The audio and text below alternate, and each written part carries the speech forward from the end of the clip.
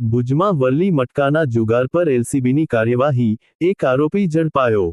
ભુજ શહેરના એ division police station વિસ્તારમાં local crime branch પશ્ચિમ કચ્છ ભુજ દ્વારા વરલી મટકાના આંખ ફરકના જુગાર સામે કાર્યવાહી કરી એક વ્યક્તિને ઝડપ્યો છે।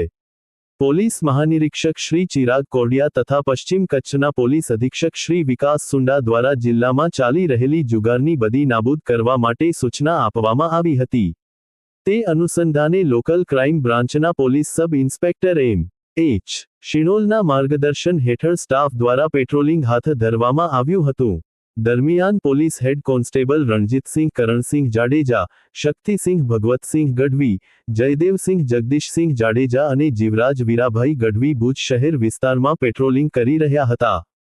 ત્યારે સુમરાડેલી 3 રસ્તા પાસે ખાનગી બાતમી મળી હતી કે ભુજના ખાટકી ફળિયુમાં રહેતો અશરફ ઉમર કુરેશી ભીડનાકા અંદર ઠોઠાવંડી પાસે જાહેરમાં સ્ટ્રીટ લાઇટના અજવાળે લોકો પાસેથી રૂપિયા લઈ ડાયરીમાં આંક લખી વરલી મટકાનો જુગાર રમાડી રહ્યો છે।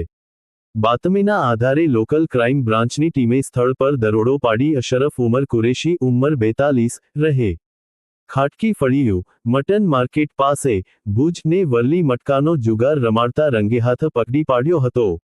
અહેવાલ દરકાસ મોખા, ન્યૂ ગુજરાત સમાચાર।